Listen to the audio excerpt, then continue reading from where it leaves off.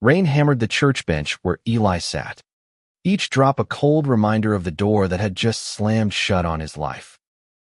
At 20, he'd confessed his truth to his family, only to be met with a Bible thrown at his chest and a one-way ticket to nowhere. Now, shivering under the weight of rejection, he wondered if love was just a myth for someone like him. The small town of Willow Creek, nestled in the heart of Pennsylvania, was the kind of place where everyone knew your name, but not your heart. Eli had grown up here, in a house filled with hymnals and hard expectations. His parents, devout and unyielding, had raised him on sermons about sin and salvation. Coming out as gay to them was like setting fire to the only home he'd ever known. They didn't scream. They didn't cry. They just pointed to the door, their faces stone cold, as if he'd died right there in their living room. Eli clutched his backpack, the only thing he'd managed to grab before they locked him out. Inside were a change of clothes, a worn copy of The Catcher in the Rye, and a photo of him and his sister, Lila, laughing at a county fair. She'd been the only one who hugged him before he left, whispering, "I'll find you." But Lila was 16, trapped under the same roof, and Eli knew she couldn't follow. Not yet. The church bench was his last refuge, a splintered seat outside street. Mary's, where he'd spent countless Sundays pretending to be someone he wasn't. The rain soaked through his hoodie, and his teeth chattered as he stared at the flickering street lamp. He didn't notice the woman approaching until her umbrella cast a shadow over him. "You'll catch your death out here," she said, her voice soft but firm, like a teacher who cared too much to let you fail. Eli looked up, startled. She was in her mid-40s, with graying hair pulled into a loose bun and eyes that seemed to see right through him. Her name was Clara, though he didn't know it yet. She wore a wool coat, slightly frayed at the cuffs, and carried a canvas bag slung over her shoulder. "I'm fine," Eli muttered, though his trembling hands betrayed him. He wasn't fine. He was terrified, alone, and certain the world had no place for him.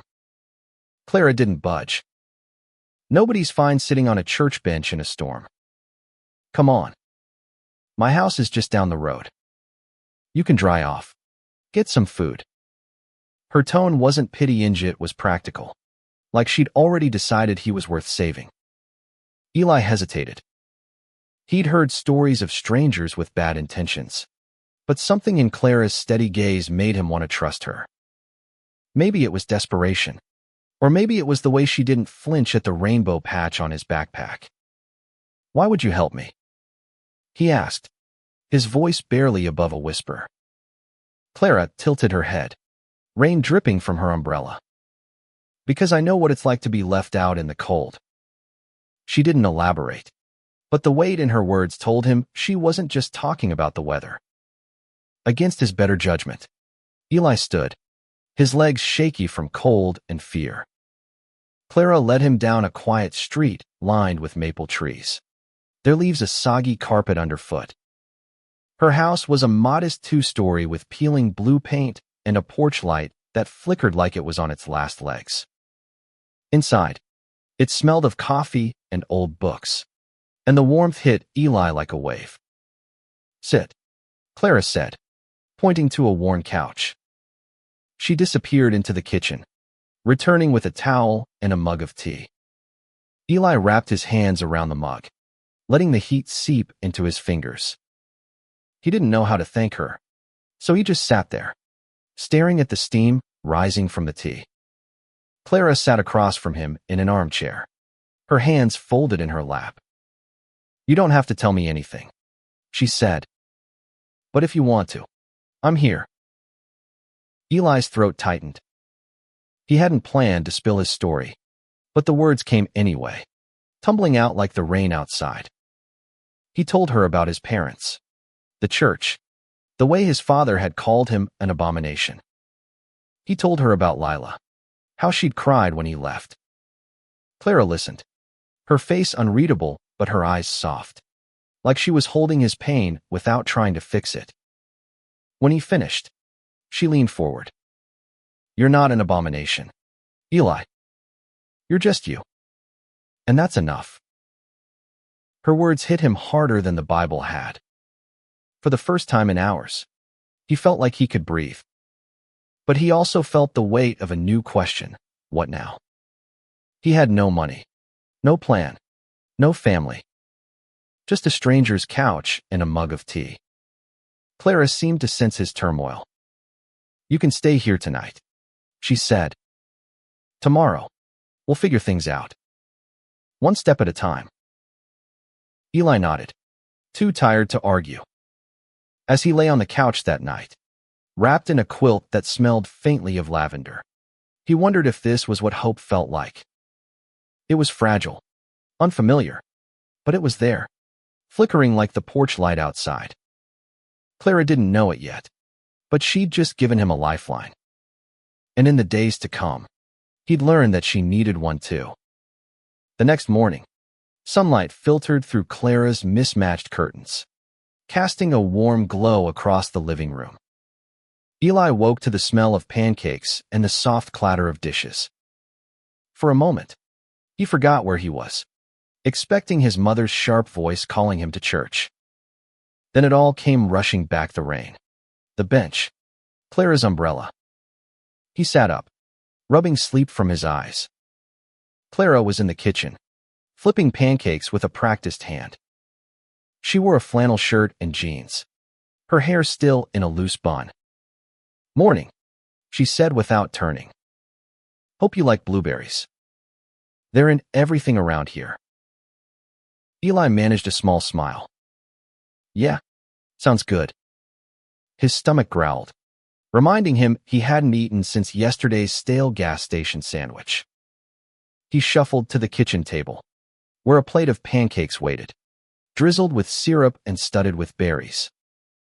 As they ate, Clara didn't pry, but her silence felt like an invitation. Eli found himself talking again, this time about smaller things: his love for old books, the way he used to sketch in secret, how he dreamed of studying art but his parents called it a waste. Clara nodded, her fork pausing midair as she listened. You're an artist, then, she said, not a question but a statement. Eli shrugged, unsure if he could claim that title. I've got some sketch pads in the attic, she added. Used to draw a bit myself, back in the day. You're welcome to them. Eli's chest warmed at the offer, but he couldn't shake the feeling that he was imposing. I don't want to be a burden, he said, staring at his plate. I'll figure out a way to pay you back. Clara set her fork down, her gaze steady. You're not a burden, Eli. You're a guest. There's a difference. After breakfast, Clara showed him to a spare room upstairs, a small space with a single bed and a window overlooking the backyard. The walls were bare except for a faded painting of a lighthouse, its colors softened by time. It's not much, Clara said, but it's yours for now. Eli wanted to protest, to say he'd leave soon, but the words wouldn't come. Instead, he mumbled a thank you and set his backpack on the bed. Clara left him to settle in, saying she had errands to run. Alone, Eli opened his backpack and pulled out the photo of him and Lila. He traced her smile with his thumb, wondering if she was okay. Downstairs, he found the sketch pads Clara had mentioned, stacked on a bookshelf next to a collection of poetry. He flipped through one, surprised to find delicate charcoal drawings of flowers and landscapes, each signed with a looping C. Clara had talent, he thought, but the pages stopped halfway through, as if she'd given up. That afternoon, Clara returned with groceries and a flyer for a local community center. They've got art classes, she said, handing it to him. Thought you might be interested. No pressure, but it could be a start. Eli took the flyer, his fingers brushing the paper. The idea of starting over felt impossible, but Clara's quiet encouragement made it seem less daunting. Why are you doing this? He asked again, unable to let it go. You don't even know me. Clara hesitated, her eyes flickering with something like pain. Let's just say I've got my reasons, she said. Maybe one day I'll tell you. Over the next few days, Eli settled into a fragile routine. Mornings were spent helping Clara with small chores, raking leaves, fixing a squeaky door, while afternoons were for sketching. Clara never hovered, but she'd leave little things out for him: a fresh pencil, a mug of tea, a book of poetry by Audre Lorde. Each gesture chipped away at the walls he'd built around himself. One evening, as they sat on the porch watching the sunset, Clara finally opened up. I had a son once, she said, her voice low. His name was Michael. He was, like you, loved men, loved life, but this town didn't love him back. Her words hung heavy in the air, and Eli felt a pang in his chest. He didn't ask what happened. Ed could see it in the lines on her face, the way her hands gripped her coffee mug. I'm sorry, he said, because what else could he say? Clara shook her head. Don't be. Just don't let this place break you. Okay? You're stronger than you know. Eli didn't feel strong, but sitting there with Clara, he started to believe he could be. He didn't know it yet, but Clara was fighting her own battles, ones that had left her alone in this big house with too many empty rooms. And as much as she was saving him, he was starting to save her too. The community center was a low brick building on the edge of Willow Creek, its walls covered in murals of sunflowers and starry skies. Eli hesitated at the entrance, the flyer crumpled in his pocket. Clara had driven him there, her old pickup truck rattling the whole way. You don't have to go in, she'd said, but I think you'll like it. Inside, the art class was a mix of misfits, a retiree painting watercolor roses, a teenager with purple hair sketching anime, and a quiet woman in her 30s who introduced herself as Sam. She was the instructor, with a warm smile and a knack for making everyone feel seen. Just draw what you feel, she told Eli, handing him a canvas. No rules. Eli's first sketch was shaky, a jagged outline of the church bench where Clara had found him. But as the weeks passed, his lines grew bolder, his sketches filling with faces Lila's, Clara's, even his own, mirrored in broken glass. Sam praised his raw emotion, and for the first time, Eli felt like he was more than his parents' disappointment. Back at Clara's, life took on a rhythm.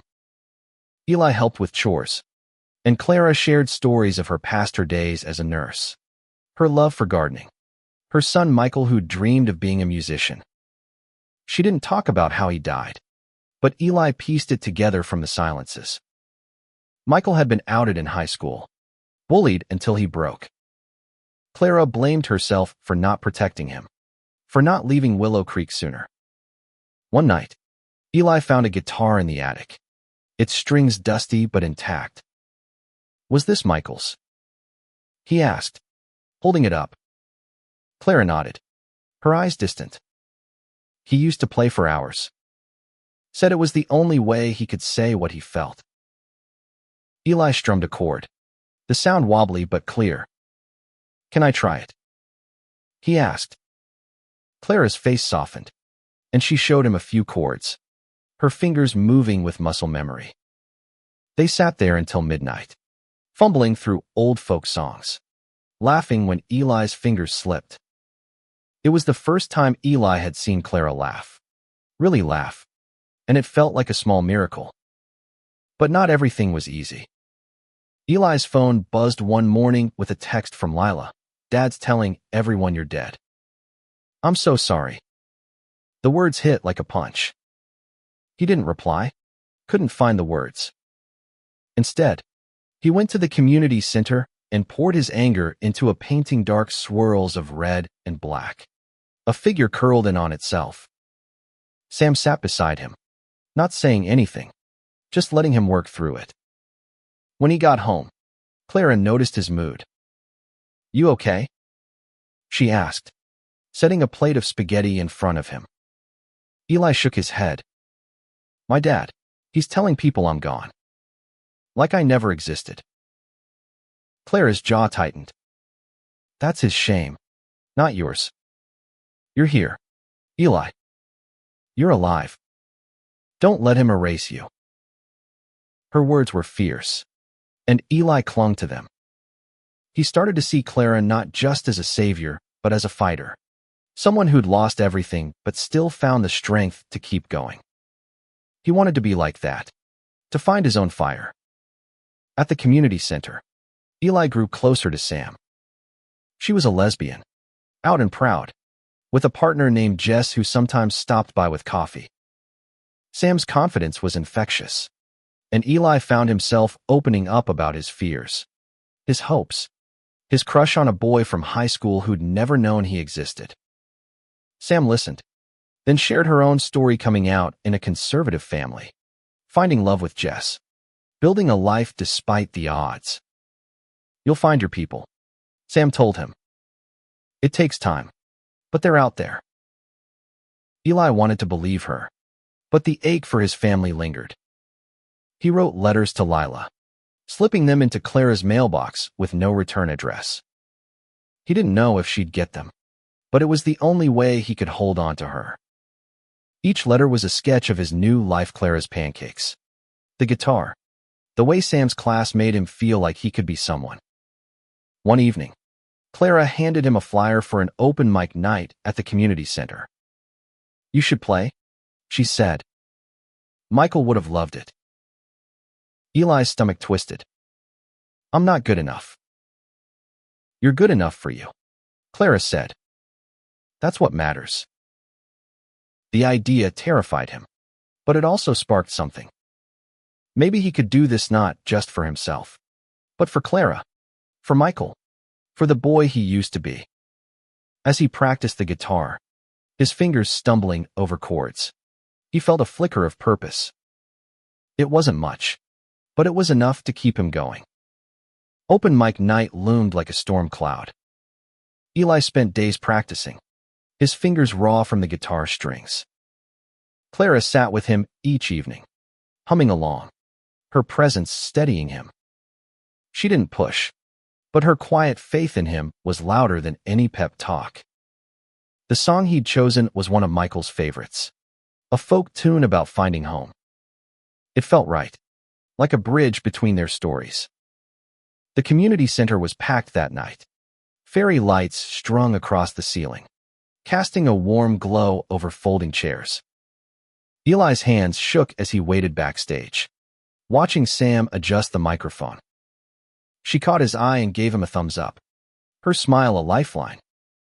Jess was there too, cheering from the front row, her arm around Sam. When Eli's name was called, his legs felt like jelly. He stepped onto the stage, the guitar heavy in his hands. The crowd was a blur of faces, some familiar, some not. He spotted Clara near the back, her eyes bright with something like pride. He took a deep breath and started to play. The first chord was shaky, but he found his rhythm, his voice soft but steady.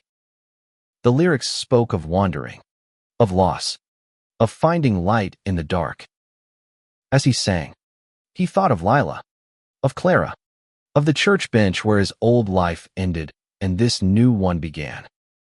The crowd was quiet, listening, and for those few minutes, Eli felt like he belonged.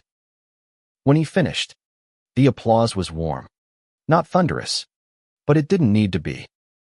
Clara hugged him afterward, her arms tight. Michael would have been proud, she whispered, and Eli's throat closed up. He didn't trust himself to speak, so he just nodded. Back at Clara's, they celebrated with hot cocoa and late-night talks. Eli asked about Michael, and Clara shared more his love for punk rock, his terrible cooking, the way he'd light up when he talked about his dreams. She showed Eli a photo album, pages filled with a boy who looked startlingly like him, same dark hair, same shy smile. It hit Eli then Clara wasn't just helping him. She was healing herself. But healing wasn't linear. Eli still had nightmares about his parents, their cold faces haunting him. One night, he woke up gasping, the memory of his father's voice hearing no son of minoring in his ears. He stumbled downstairs, finding Clara in the kitchen, reading by lamplight. "Bad dream?" she asked, sliding a mug of tea toward him. "Yeah," Eli said, his voice hoarse. "I keep thinking they're right. That I'm wrong." Clara's eyes softened. "You're not wrong, Eli. You're just different from what they wanted. That's their loss, not yours." He wanted to believe her, but the doubt lingered. The next day, he painted it out at the community Centera canvas of storm clouds and a single ray of light breaking through. Sam hung it on the wall, calling it powerful. Eli wasn't sure about that, but it felt like a step. Meanwhile, Clara was facing her own ghosts. The town hadn't forgotten Michael, and some still whispered about her failure as a mother. Eli overheard it at the grocery store one day, an older woman muttering to her friend about that poor boy and his sinful ways. Eli's blood boiled, but Clara just squeezed his arm and kept walking. "They don't know me," she said later. "And they don't know you. Let them talk." Eli admired her strength, but he saw the cracks how she'd pause at Michael's old bedroom door, how her hands trembled when she mentioned his name. He wanted to help her the way she'd helped him, but he didn't know how. Then came a letter from Lila, slipped into Clara's mailbox. "I'm coming to find you," it read. "I can't stay here anymore." Eli's heart leapt, but fear followed. Lila was still a minor, and their parents wouldn't let her go easily. He showed the letter to Clara, expecting her to say it was impossible. Instead, she said, "We'll figure it out. She's your family.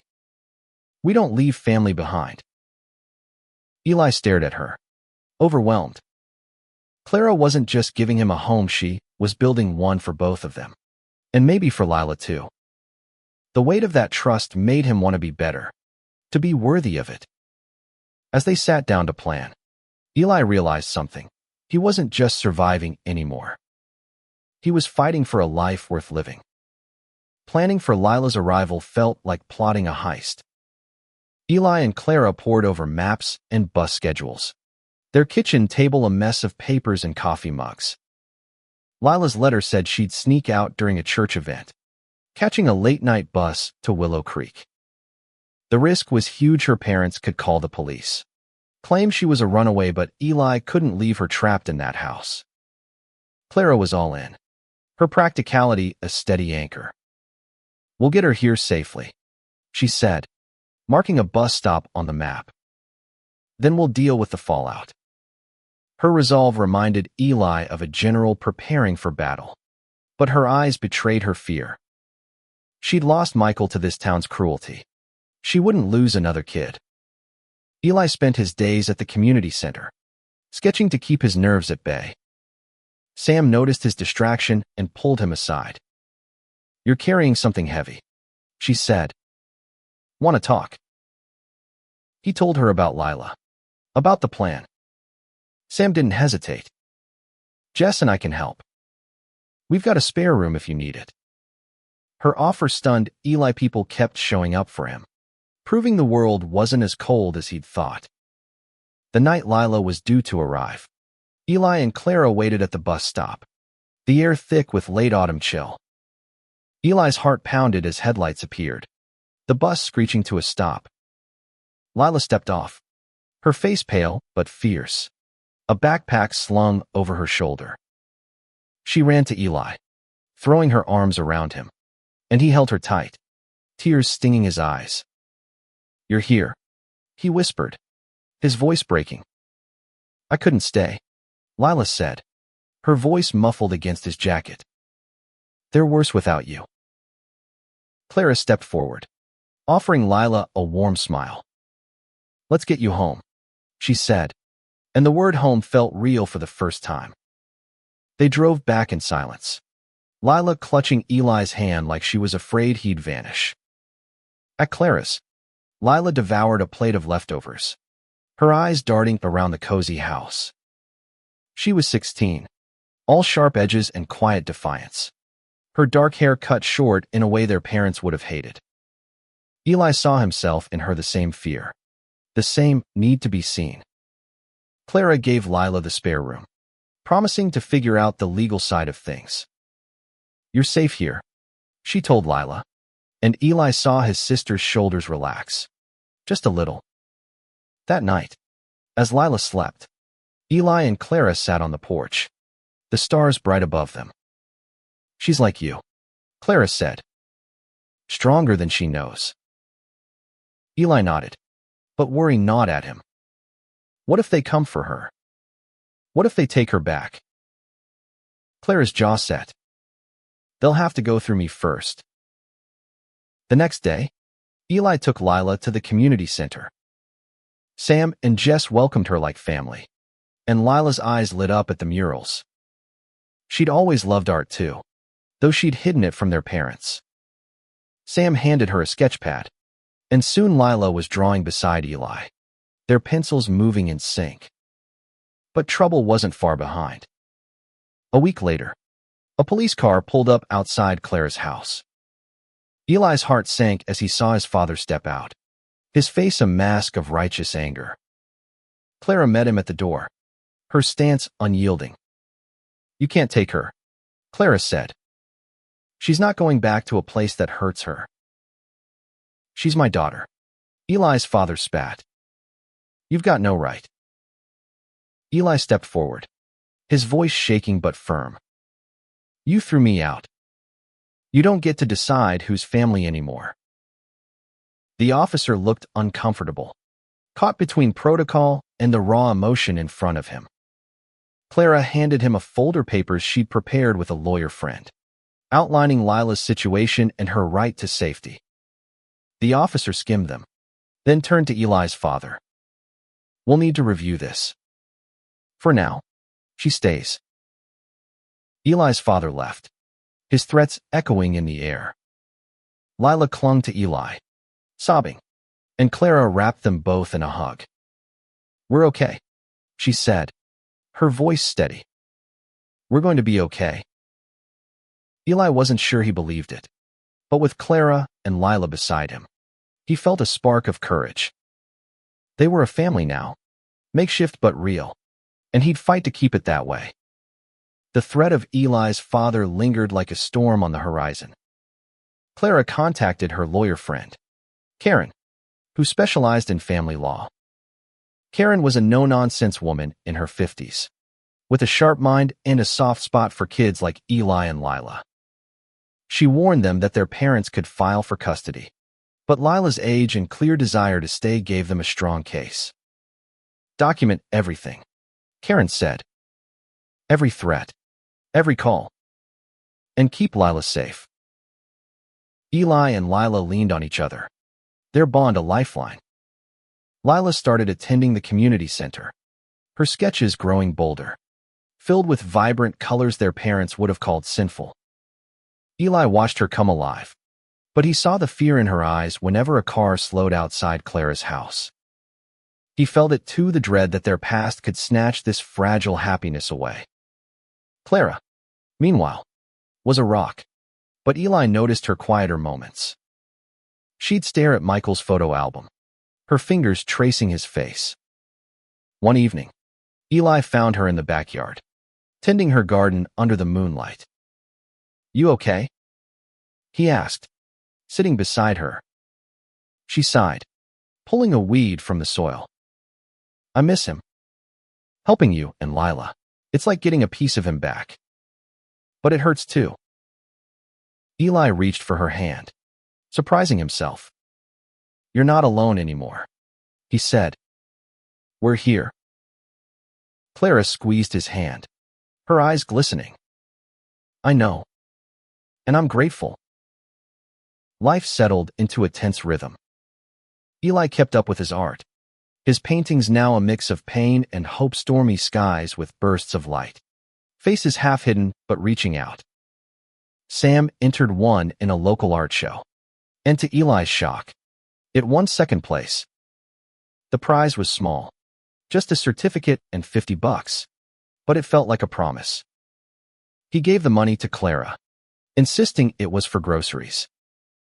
She tried to refuse, but he saw the relief in her eyes. Her nurse's pension only stretched so far. Lila, too, found her place. She joined a youth group at the community center, led by Jess, who taught them about advocacy and self-love.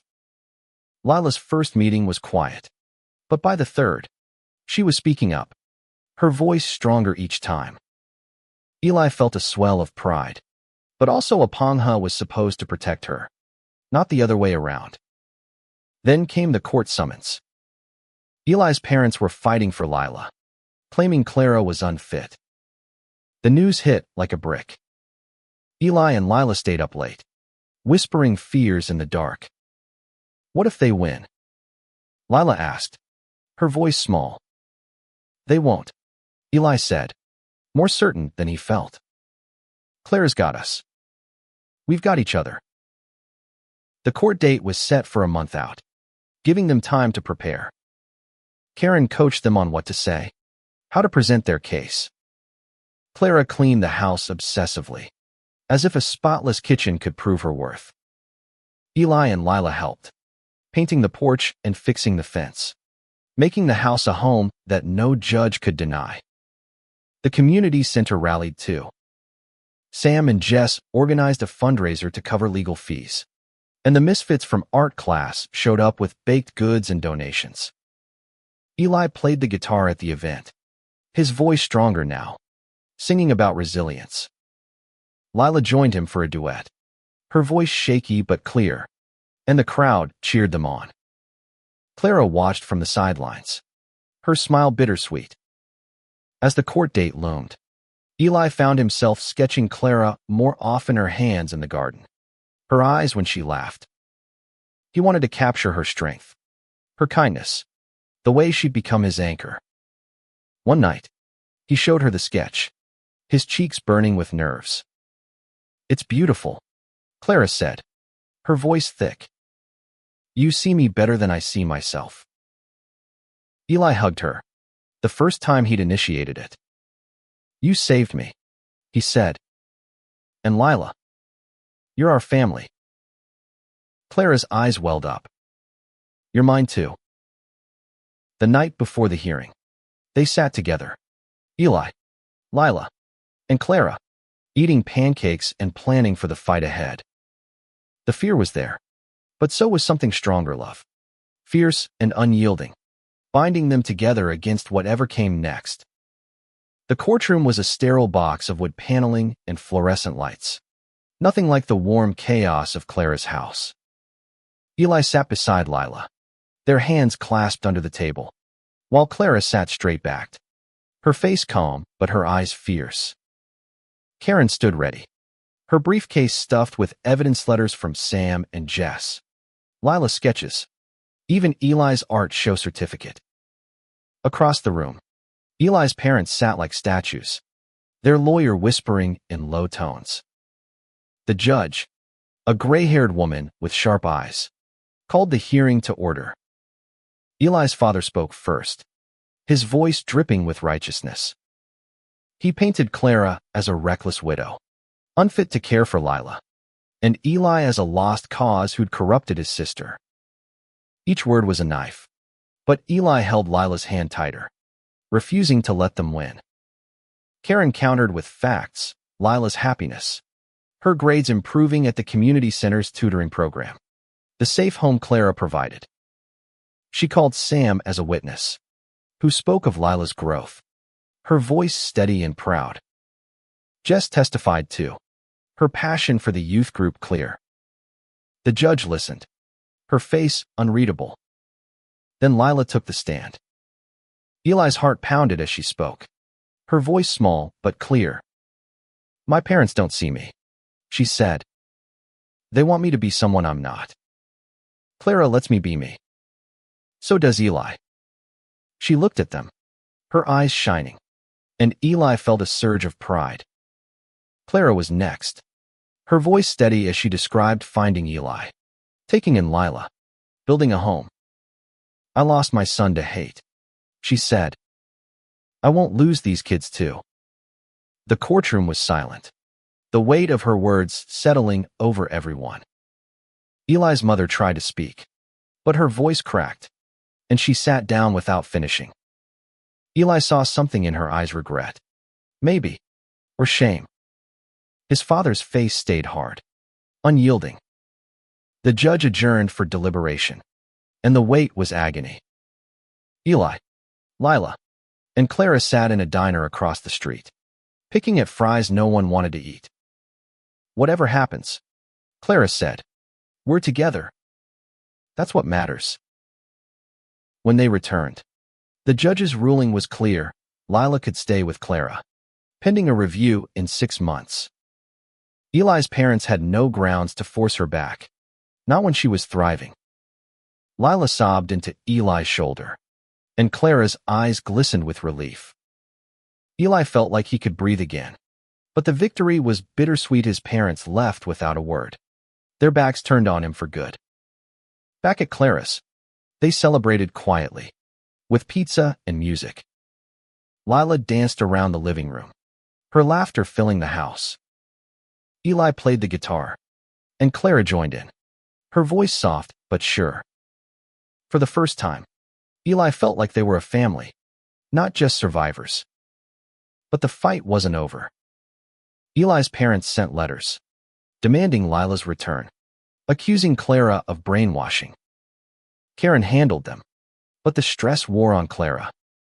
Eli saw it in her tired eyes, the way she'd linger in Michael's old room. He and Lila took on more chores, trying to ease her burden, but Eli knew it wasn't enough. One evening, Eli found an old journal in the attic Michael's, filled with lyrics and dreams. He showed it to Clara, hoping it would help. She read it through tears, then smiled. "He'd love you too," she said. "You're so much like him." Eli started writing his own songs, pouring his heart into them. He played one for Lila and Clara, a ballad about finding home in broken places. Lila cried, and Clara hugged him tight. "You're going to do big things," she said, and for the first time, Eli believed her. As winter settled over Willow Creek, Eli felt a shift. He wasn't just the boy abandoned on a church bench anymore. He was an artist, a brother, a son not by blood, but by choice. And with Lila and Clara by his side, he was ready to face whatever came next. Spring brought new life to Willow Creek and to Clara's house. The garden bloomed with tulips. Lila's laughter echoed through the halls, and Eli's art filled the walls. The community center hosted a spring showcase, and Eli and Lila both submitted pieces: his a painting of 3 figures under an umbrella, hers a sketch of a bird breaking free from a cage. They stood together at the opening, Clara beaming beside them, as Sam and Jess cheered from the crowd. The court review came and went, affirming Lila's place with Clara. Eli's parents stopped writing, their silence a final severing. It hurt, but Eli found peace in it. He couldn't touch this new family. Lila thrived, joining the school's art club, her confidence growing. She and Eli still wrote letters to each other, even living under the same roof, a habit that kept them close. Clara, too, was changing. She started drawing again, her sketches joining Eli's on the fridge. She spoke of Michael with less pain, more warmth, as if helping Eli and Lila had softened the edges of her grief. One day, she hung a photo of the 3 of them beside Michael's in the living room, a quiet declaration of their bond. Eli's music grew bolder. He played regular gigs at the community center, his songs weaving stories of loss and love. A local coffee shop offered him a weekly slot, and he started saving for art school, a dream that no longer felt impossible. Sam and Jess connected him with a mentor, a queer artist in Pittsburgh who saw his potential. Each step forward was a testament to the home Clara had given him. One evening, as they sat on the porch, Clara handed Eli a letter not from Lila, but from her. "You and Lila gave me a reason to keep going." It read, "Thank you for being my family." Eli's eyes blurred with tears. He hugged her, whispering, "You saved us first." The turning point came at the town's summer festival. Eli and Lila performed together, a duet that brought the crowd to its feet. Clara watched, her eyes shining, and Eli saw something new in Hera's lightness, like she'd finally let go of some of her guilt. The town wasn't perfect. Whispers still followed them, but they had their people: Sam, Jess, the art class misfits, Karen. They had each other. As the festival ended, Eli took Clara and Lila to the church bench where it all began. The wood was still weathered, but the sign Clara had placed there, "Love finds a home," still stood. Its letters faded but clear. "This is where we started," Eli said, his voice thick. "You gave me a second chance." Clara smiled, her hand on his shoulder. "We gave each other one."